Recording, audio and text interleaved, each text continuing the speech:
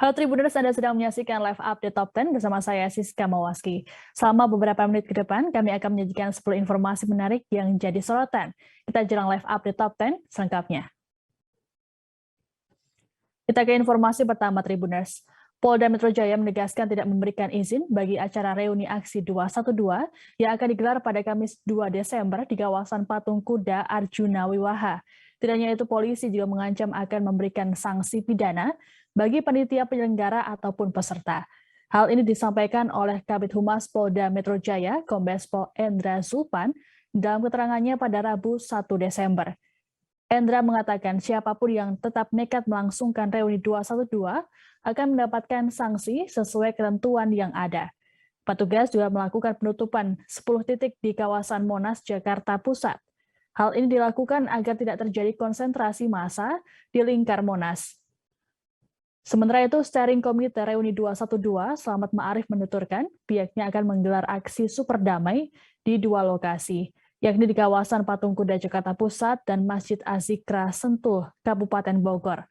Menurut Slamet, kedua acara tersebut nantinya berisi pernyataan pendapat dengan tuntutan bela ulama, bela MUI, dan ganyang koruptor. Slamet berujar kedua aksi tersebut tidak memerlukan izin dan hanya memberikan pemberitahuan saja. Ia juga menjelaskan surat pemberitahuan sudah dilayangkan ke Polda Metro Jaya. Sebelumnya beredar di video di media sosial yang memperlihatkan ajakan Sekretaris Jenderal Habib Rizik Syihab Center, Haikal Hasan. Haikal Hasan meminta agar masyarakat ataupun simpatisan tidak berbondong-bondong ke Jakarta menghadiri reuni 212. Menurutnya, sebagai gantinya simpatisan diminta untuk menyemarakan aksi di wilayah masing-masing termasuk lewat media sosial.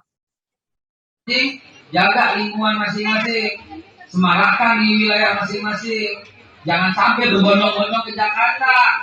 Entah kalau pemain COVID tinggi disalahin 212, akibatnya menjadi musuh negara. Jangan sampai 212 itu mestinya kompak sebagaimana dulu kami para senior bikinnya gimana? Bikinnya bersama-sama dengan Polri. Pada waktu itu kan Pak Tito hadir, Kapolri loh Pak Tito Karnavian pada waktu itu sebagai salah satu pembicara, kan hebat. Oh, yang pertama kita bikin Presiden Jokowi. Reuni 212 yang banyak ditanyakan oleh teman-teman media dan juga untuk diketahui masyarakat. Polda Metro Jaya ya dalam hal ini sebagai penanggung jawab keamanan ibu kota tidak mengeluarkan izin untuk kegiatan reuni 212 apabila dilakukan di wilayah hukum Polda Metro Jaya, khususnya di Patung Kuda. Jadi Polda Metro Jaya tidak memberikan izin. Ini juga sejalan dengan rekomendasi yang telah dikeluarkan oleh Satgas COVID-19 Provinsi DKI. Sebanyak 5 anggota Ormas Pemuda Pancasila telah ditetapkan sebagai tersangka kasus pengeroyokan terhadap Kabak Ops di Telantas Polda Metro Jaya, AKBP Dermawan Karos Sekali. Dari 5 tersangka, 1 diantaranya masih berusia 18 tahun. 5 tersangka tersebut yakni WH, DH, ACH, MBK, dan AS yang berusia 18 tahun. Kabid Humas Polda Metro Jaya Kombes Pol Zulpan dalam keterangan persnya mengatakan bahwa kelimanya memiliki perannya masing-masing. Zulpan mengungkapkan 5 tersangka ini berhasil dilacak dari CCTV yang dimiliki Polda Metro Jaya. Adapun barang bukti yang disita polisi yakni kemeja dan seragam Ormas Pemuda Pancasila. Dari 5 tersangka, polisi tidak menyebut ada senjata tajam yang diamankan untuk barang bukti. Adapun senjata yang diamankan hanya sebilah kayu. Kelima tersangka akan dijerat dengan pasal penganiayaan karena korban mengalami luka-luka dengan ancaman paling lama 5 tahun 6 bulan penjara. Kini polisi masih mendalami motif 5 tersangka melakukan pengeroyokan pada polisi yang sedang bertugas. Polisi juga mendalami terkait kemungkinan adanya instruksi terkait pemukulan tersebut. Pak Kabid Propam dan rekan saya, Pak Penyidik, siang hari ini rekan-rekan kami akan menyampaikan rilis ya terkait dengan penanganan 2 kasus ya. Yang pertama akan kita sampaikan terkait dengan perkembangan penanganan pengeroyokan terhadap petugas yang sedang melaksanakan pengamanan unjuk rasa di depan gedung DPR MPR yang terjadi pada hari Kamis tanggal 25 November 2021 yang lalu. Jadi terkait dengan kasus ini tentunya kita semua sudah mengetahui, beberapa hari yang lalu kita sudah menyampaikan bahwa Polda Metro sudah menetapkan beberapa orang yang ditetapkan sebagai tersangka ya, dengan sangkaan adalah menggunakan Undang-Undang Darurat nomor 12 tahun 51 karena menggunakan senjata tajam, dan ini sedang berproses ya, artinya mereka sudah ditetapkan sebagai tersangka dan menjalani penahanan.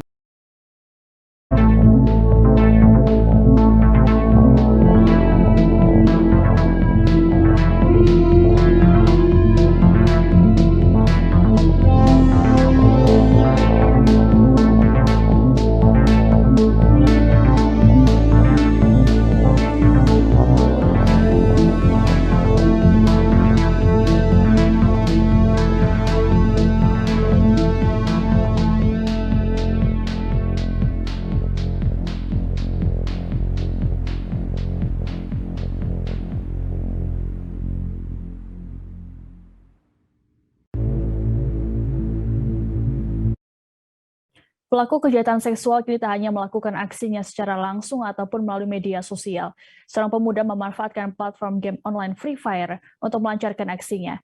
Mirisnya pelaku menyasar anak-anak perempuan berusia 9 hingga 11 tahun. Kasubdit 1 di Tipit Siber Bareskrim Polri, Reinhard Hutagaul, menerangkan pihaknya telah menangkap pelaku berinisial S berusia 21 tahun.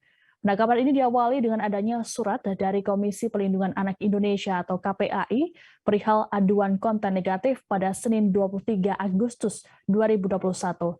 Reinhard menyebut tersangka S memulai aksinya lewat berkenalan dengan seorang korban berinisial D melalui game online Free Fire dengan nama akun Reza.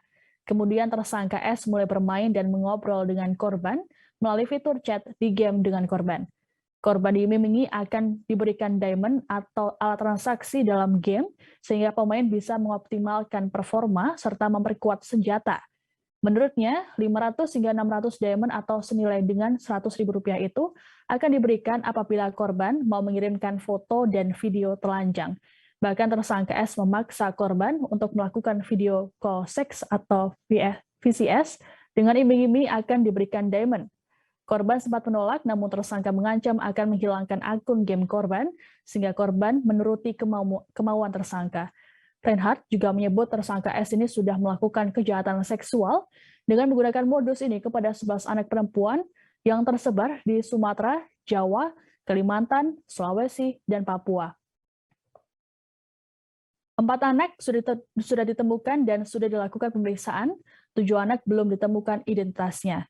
Terkait kasus ini, polisi menyita sejumlah barang bukti, yakni ponsel, SIM card, akun game Free Fire, serta sejumlah foto dan video pornografi korban. Tersangka dijerat dengan pasal berlapis tentang pelindungan anak dan juga UU ITE. Bulan Agustus ada laporan warga masyarakat yang melaporkan ke salah satu komisioner Perlindungan Anak Indonesia melalui WhatsApp ya. Nah, selanjutnya laporan yang disampaikan terkait adalah kasus kejahatan seksual anak. Atas dasar laporan yang disampaikan kepada salah satu komisioner perlindungan anak, kemudian ditindaklanjuti dengan berkomunikasi dan berkoordinasi dengan pihak Bareskrim Polri, dan dalam hal ini Direktorat Siber. Kasus penembakan di eksit tol Bintaro, Jakarta Selatan pada Jumat 26 November lalu telah terungkap. Pelakunya merupakan anggota Ditlantas Polda Metro Jaya, yakni Ibda OS. Berdasarkan keterangannya, peristiwa ini bermula dari adanya laporan warga yang mengaku dibuntuti oleh kedua korban. Karena merasa terancam, sosok berinisial O itu kemudian melapor secara lisan kepada anggota PJR Ditlantas Polda Metro Jaya. hingga akhirnya kendaraan O itu diarahkan ke exit tol Bintaro, tepatnya di depan kantor PJR Jaya 4 di Pesanggerahan, Jakarta Selatan. Lokasi itu disarankan lantaran dinilai bakal lebih aman. Namun di lokasi tersebut terjadi keributan antara Ibda OS dengan kedua korban berinisial PP dan MA. Dari keterangan saksi, korban sempat akan menabrak pelaku. Kemudian polisi mengeluarkan tembakan hingga mengenai dua korban. Beredar kabar bahwa warga yang melapor merupakan staf khusus dari pimpinan DPRD DKI Jakarta. Menanggapi hal ini, di Reskrimum Polda Metro Jaya Kombes Pol Tubagus Ade Hidayat tidak menjelaskannya secara gamblang. Menurut Tubagus, warga tersebut berinisial O dan bekerja swasta. Akibat peristiwa ini, dua orang berinisial PP dan MA mengalami luka pada bagian perut. Korban PP kemudian dinyatakan tewas seusai mendapat perawatan, sedangkan MA masih menjalani perawatan di Rumah Sakit Polri Kramat Jati. Namun, hingga saat ini Ibda OS belum ditetapkan sebagai tersangka. Pasalnya, pihak kepolisian masih mendalami apakah penembakan yang terjadi sesuai atau justru melanggar standar operasional prosedur atau SOP. Tanya itu, penyidik belum mendapatkan dua alat bukti yang cukup kuat untuk menetapkan Ibda OS sebagai tersangka. Benar telah terjadi kasus penembakan tersebut, ya. Peristiwa itu benar terjadi, ya, yaitu pada tanggal 26 November 2021 hari Jumat sekitar pukul 20.00, ya, tempat atau TKP-nya itu ya di depan kantor PJR Induk 4 atau Jaya 4, ya, di Pesanggerahan, Jakarta Selatan. Akibat daripada peristiwa tersebut, ya, terjadi penembakan, ya, penembakan kemudian mengakibatkan ada dua orang korban, ya, luka tembak pada saat kejadian tersebut.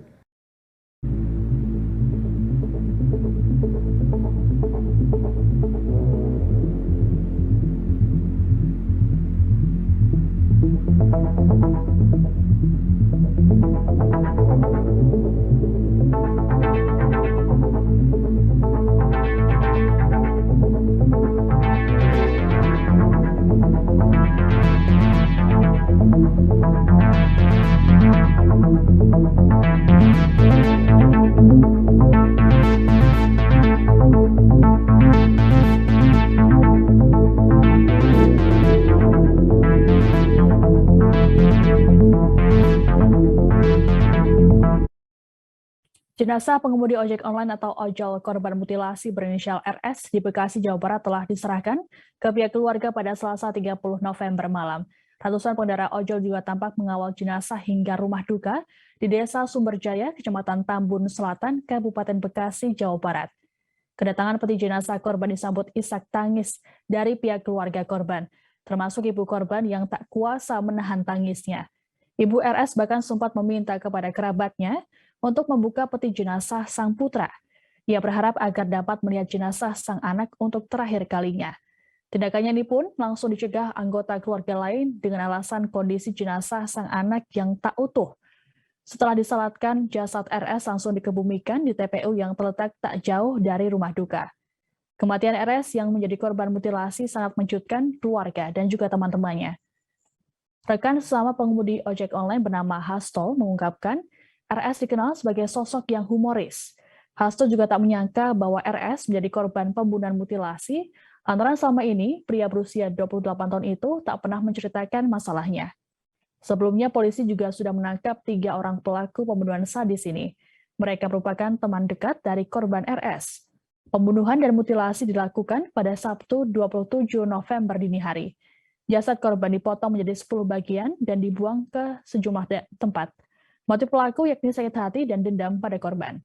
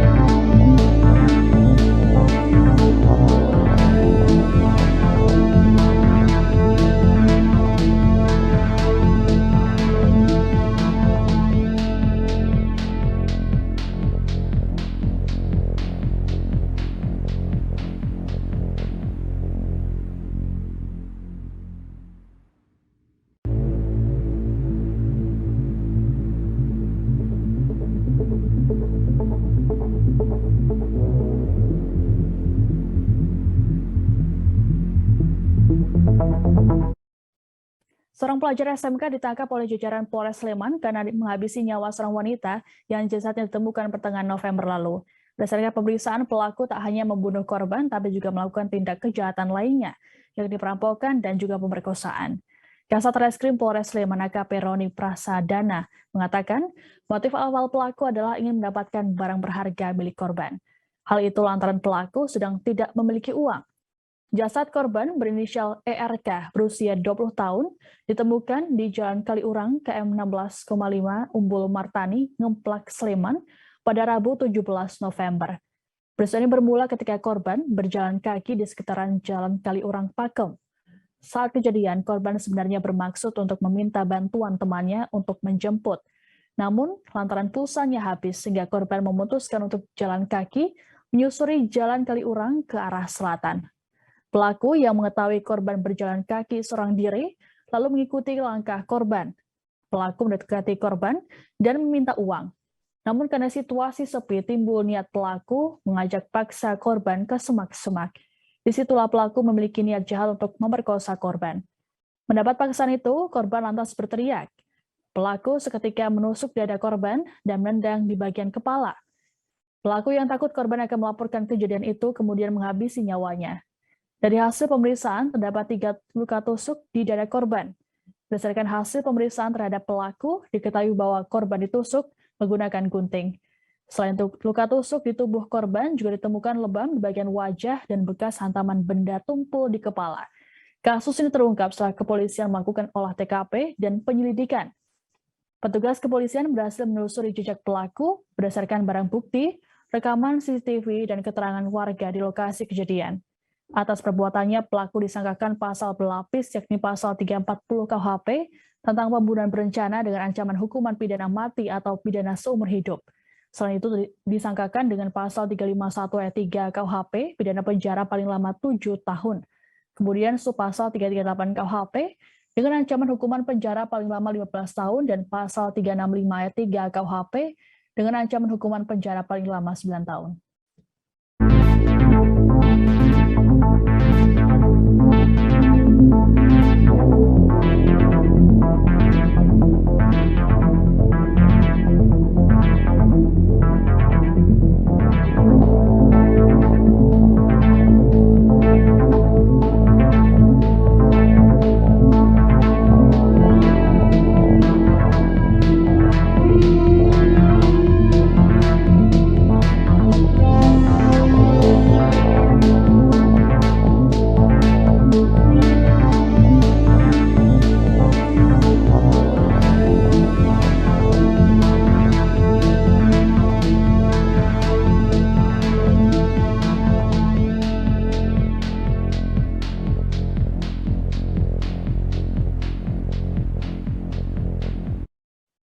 Video seorang pria yang tengah melecehkan kitab suci Al-Quran beredar di media sosial. Dalam video tersebut, pria itu menempelkan alat kelaminnya ke Al-Quran seraya mengucapkan sumpah. Pria tersebut kemudian mengucapkan sumpah yang menyebut jika alat vitalnya akan membusuk apabila dia menikah dengan seorang wanita berinisial ES. Bahkan ia berjanji akan hidup semati dengan ES sampai maut memisahkannya. Tanya itu, ia juga menyebut kakinya akan lumpuh bila mengada-ada cerita tersebut. Namun tak jelas cerita apa yang dimaksud pria yang ada dalam video itu. Dari informasi yang diperoleh, pelaku berinisial RS berusia 28 tahun, warga Dusun 7, Jalan Bambu Gang Astren, Kecamatan Labuhan Deli. Kasat Reskrim Polrestabes Medan Kompol M. Firdaus mengatakan telah menangkap pelaku, namun ia enggan menjelaskan terkait waktu dan tempat penangkapan. Selain menangkap pelaku, Firdaus menyebut barang bukti kitab suci yang digunakan oleh pelaku untuk bersumpah juga telah diamankan.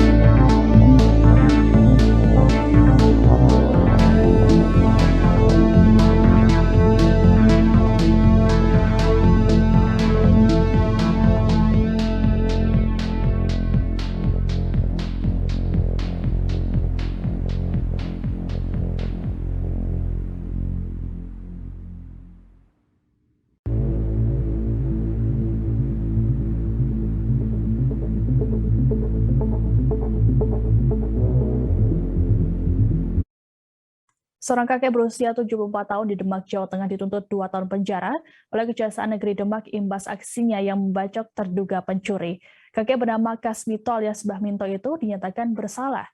Disebutkan Mbah Minto melakukan pembacokan berdalih untuk membela diri dari pencuri yang hendak menyerangnya dengan alat setrum ikan. Sidang tuntutan terhadap Mbah Minto digelar di Pengadilan Negeri Demak pada Senin 29 November lalu. Kepala Kejaksaan Negeri Demak Suhendra mengatakan, tuntutan 2 tahun bui kepada Mbah Minto sudah melalui prosedur dan pertimbangan. Menurutnya, korban pembacokan yakni Marjani mengalami luka sangat serius dengan sobekan sepanjang sekitar 11 cm dan sejumlah luka lain akibat sabatan benda tajam. Tuntutan 2 tahun itu juga melihat umur Mbah Minto yang sudah lanjut usia. Selain itu, tuntutan tersebut sekaligus juga mengingatkan pada masyarakat agar tidak main hakim sendiri sekalipun menemui pencuri. Sementara itu, Marjani juga sudah ditetapkan sebagai tersangka terkait kasus pencurian ikan. Hanya saja ia belum ditahan lantaran sejumlah luka bacoknya yang belum pulih. Menanggapi tuntutan tersebut, kuasa hukum Mbah Minto, Haryanto, mengaku keberatan.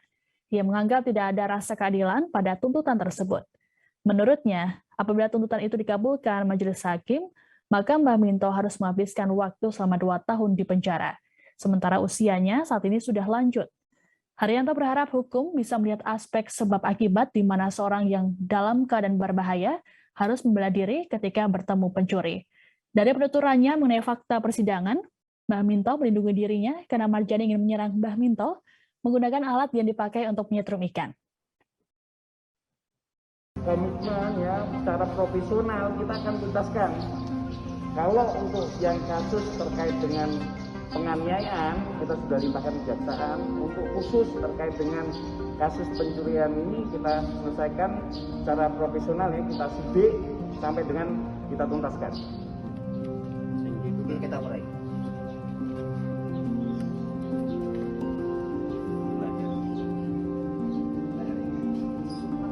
Tapi kita berdoa.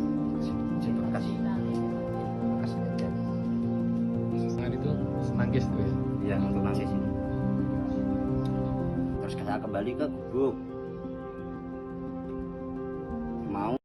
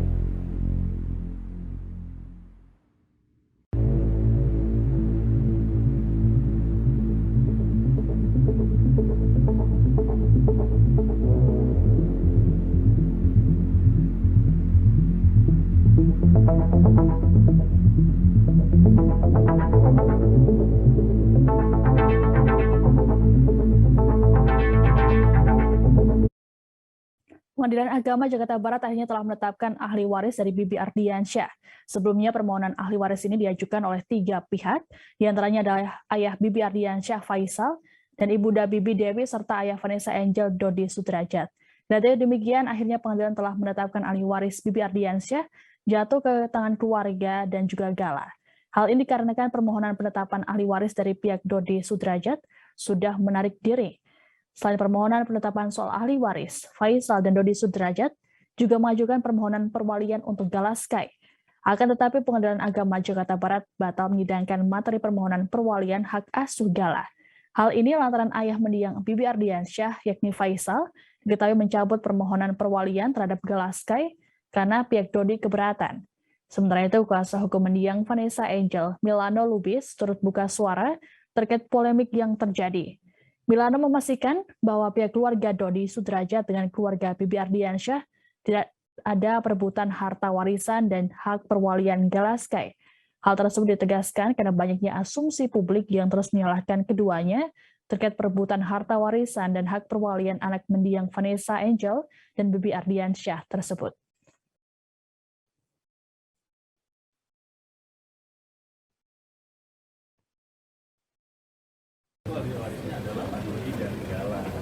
Itu jadi bukan saya mengada-ngada atau saya membela Pak Dodi secara penuh seperti itu, membabi buta, bukan seperti itu. Memang proses hukumnya seperti itu. Justru saya hadir karena ada komitmen dengan Pak Dodi ini memastikan bahwa apa yang nanti menjadi haknya Gala itu tetap harus untuk Gala. Itu komitmennya. Intinya nanti haknya Gala harus utuh tanpa ada potongan apapun. Mau katanya buat mayang segala macam itu urusannya Pak Dodi. Sementara untuk Gala full. Itu yang kita harus pastikan.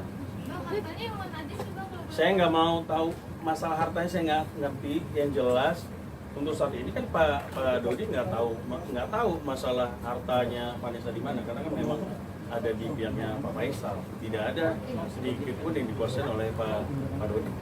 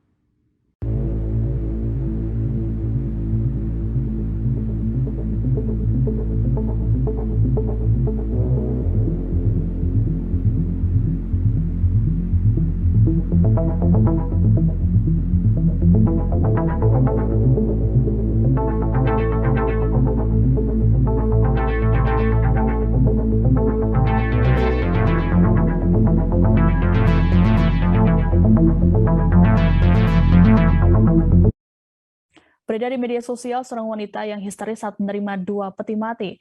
Pasalnya 2 papan salib yang disertakan bertuliskan nama orang yang masih hidup.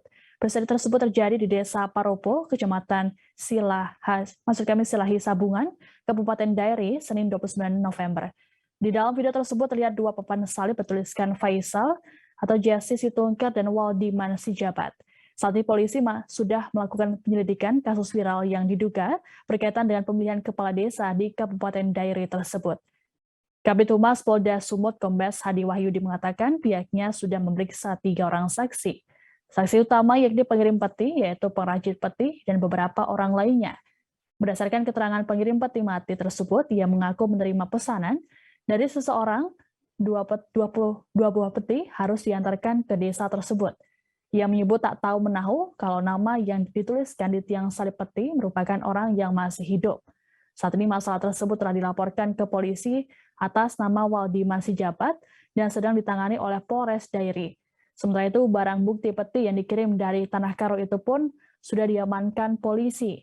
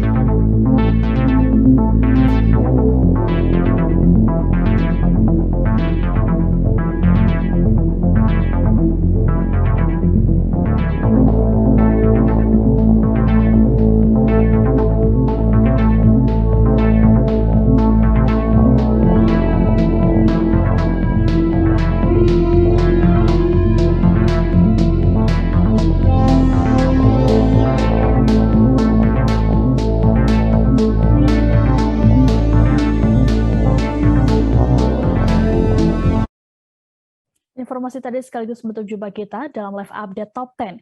Jangan lupa untuk perbarui informasi Anda di kanal YouTube Tribun News. Saya Siska Mawaski pamit, sampai jumpa. Jangan lupa like, subscribe, dan share ya!